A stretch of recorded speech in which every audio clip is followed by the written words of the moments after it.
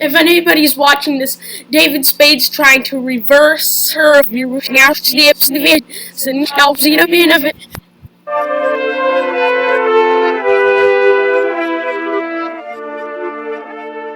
Wrong Missy is a masterpiece, if you're an idiot. The Wrong Missy is so bad that it has now joined the traumatic memories of my life, like when I lived in France.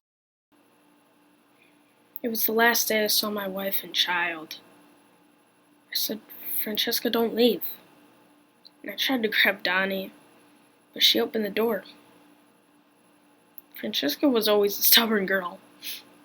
And that's when the gunman came in. And all I heard was, "Blamakefarusa." Anyway, let's get back to what's really important here.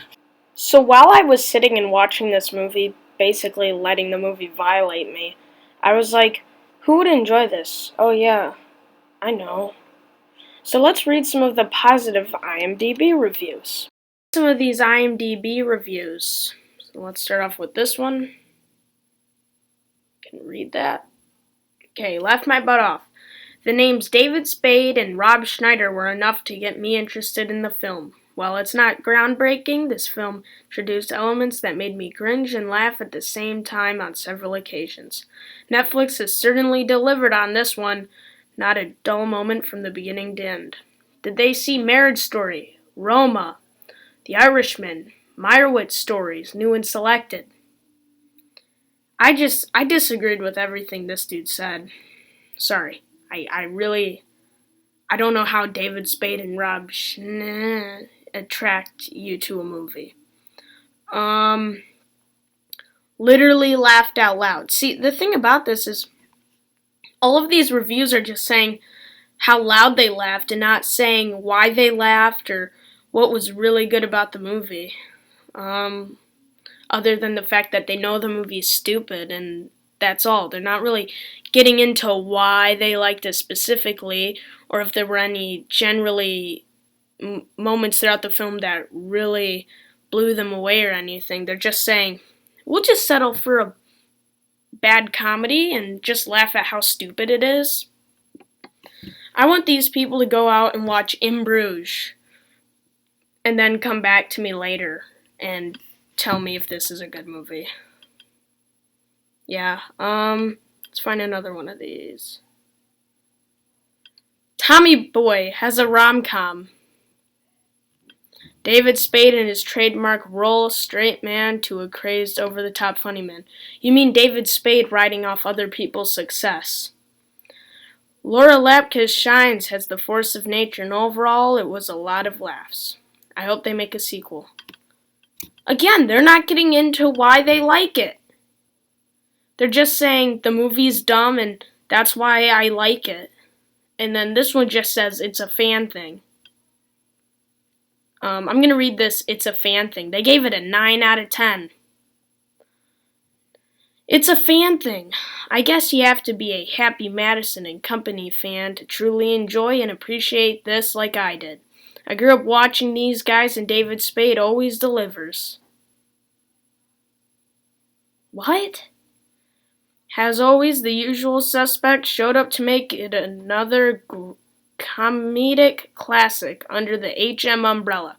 Great cameo at the end, too, if you're from this generation of comedy gold. I can name like 200 better movies. They need to go watch In Bruges, any Martin McDonagh film. Let's get back to the review already. I'm tired of this. I can't believe people go like, yeah, it's a dumb comedy, so I shouldn't expect more. We should expect more. We live in an age where we can almost make anything and have tons of talented people who work really hard on making good movies, like Charlie Kaufman. But people keep on watching the same dumpster fire movies and allowing David Spade and Satan himself, Rob Schneider, I can't even say his whole name. It's like saying Voldemort. Stop. Which means we're not gonna get good movies if we keep on supporting the wrong movies. So you're probably wondering, Adam, what's this movie even about? I will answer you with a pretty simple summary. David Spade is a recently divorced man who goes on a company retreat, texts a woman he had a romantic encounter with. but it turns out it was the wrong woman whom he had gone on a date with. And she's really crazy, and in the end, he discovers he might have feelings for her. Aww. And that's the movie. It is the most run-of-the-mill plot ever, and if you couldn't figure out where the movie was headed, you're not the brightest of the bunch.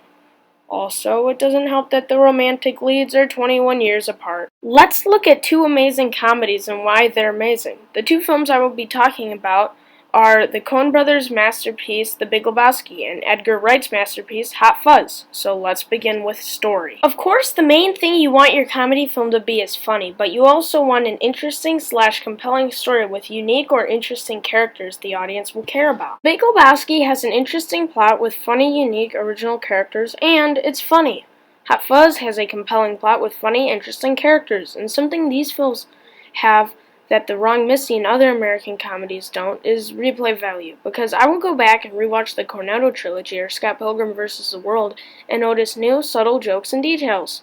But with the Wrong Missy, there's nothing to look for or think about, because the movie is made for idiots. Another thing that separates these films besides, well, everything, is the actors. Every character in The Wrong Missy is loud and annoying, no thanks to the performances. I'm not just gonna blame the performances, even though that was a main factor. Instead, let's look at the awful writing, then look at The Big Lebowski. It's like comparing a toddler's writing to a professional writer's novel. Anyway, let's go back to the acting. David Spade was bland and sucked. Lauren Lapkus was loud and annoying and gave me a major headache. Nick Swartzen sucked and was annoying. Rob Schneider, I still can't say it.